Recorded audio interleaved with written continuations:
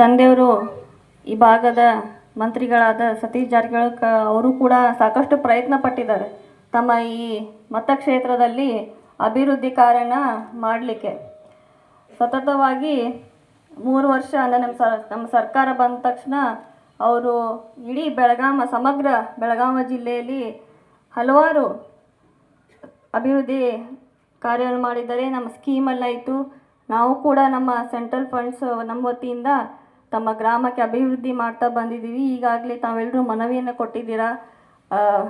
ಈಗ ನಾವು ಸ್ಕೂಲಿಗೆ ಸ್ಮಾರ್ಟ್ ಬೋರ್ಡ್ ಕೊಡ್ತಾ ಇದ್ದೀವಿ, ಡೆಸ್ಕ್ಗಳನ್ನು ಕೊಡ್ತಾ ಇದ್ದೀವಿ. ಈಗ ತಮ್ಮ ಶಾಲೆಗೆ ಒಂದು RO ಪ್ಲ್ಯಾಂಟ್ ಬೇಕಾಗಿತ್ತು, ಕುಡಿಯುವ ನೀರಿನ ಅಭಾವ ಇದೆ. ಸೊ ಹಾಗಾಗಿ ನಮ್ಮ ಮಕ್ಕಳು ಒಳ್ಳೆ ಸ್ವಚ್ಛ ನೀರು ಕುಡಿಯುವಂಥ ನಾವು ವ್ಯವಸ್ಥೆಯನ್ನು ಮಾಡ್ತಾ ಇದ್ದೀವಿ. ಇಂಥ ಹಲವಾರು ಅಭಿವೃದ್ಧಿ ಕಾರ್ಯನ ನಾವು ಮಾಡಲಿಕ್ಕೆ ಇಚ್ಛಿಸ್ತಾ ಇದ್ದೀವಿ. ಹಾಗಾಗಿ ತಮ್ಮ ಸಹಕಾರ, ನಮ್ಮ ಗ್ರಾಮಸ್ಥರು ಕೂಡ, ಆಡಳಿ ಗ್ರಾಮದ ಎಲ್ಲ ಗುರು ಹಿರಿಯರು, ಎಲ್ಲ ನನ್ನ ಸಹೋದರರು ತಾವೆಲ್ಲರೂ ನಮಗೆ ಇದೇ ರೀತಿ ಸಹಕಾರ ಮಾಡಿರಿ.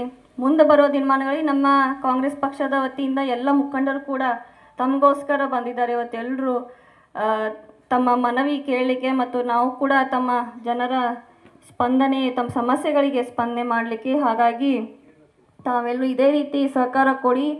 ಮುಂದಿನ ಹೆಚ್ಚಿನ ರೀತಿಯಲ್ಲಿ ನಾವು ಫಂಡ್ಸ್ ತಗೊಂಡು ಎಲ್ಲ ರೀತಿಯ ಅಭಿವೃದ್ಧಿ ಕಾರ್ಯ ಮಾಡಲಿಕ್ಕೆ ನಾವು ಪ್ರಯತ್ನ ಮಾಡ್ತೀವಿ. ತಂದೆಯವರು ಕೂಡ ಯಾವತ್ತೂ ನಿಮ್ಮ ಪರವಾಗಿ ಇದ್ದಾರೆ. ಯಾವುದೇ ರೀತಿಯ ಹಿಂಜರಿಕೆ ಇರಬಾರ್ದು. ಧೈರ್ಯದಿಂದ ನಮ್ಮ ಆಫೀಸ್ಗೆ ಬಂದು ತಾವು ಮನವಿಯನ್ನು ಕೊಡ್ಬೋದು. ರಮೇಶ್ ಅವರು ಇರ್ತಾರೆ ಇಲ್ಲಿ ಅಥಣಿಯಲ್ಲಿ, ತಾವು ಬಂದು ಕೊಡ್ಬೋದು. ಹಾಗಾಗಿ ಇನ್ನೂ ಹೆಚ್ಚಿನ ನಮಗೆ ಅಭಿವೃದ್ಧಿ ಇದೆ. ಇಷ್ಟು ಚಿಕ್ಕ ವಯಸ್ಸಲ್ಲಿ ತಾವು ನಮಗೆ ಕೊಟ್ಟಿದ್ದೀರಾ, ಆಶೀರ್ವಾದ ಮಾಡಿದ್ದೀರಾ. ಇದು ನಮ್ಮ ಕರ್ತವ್ಯ.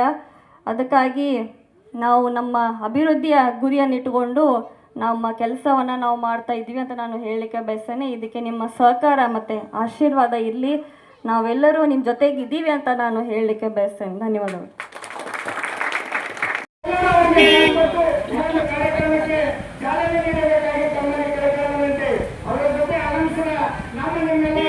ಒಡನಾಟವನ್ನು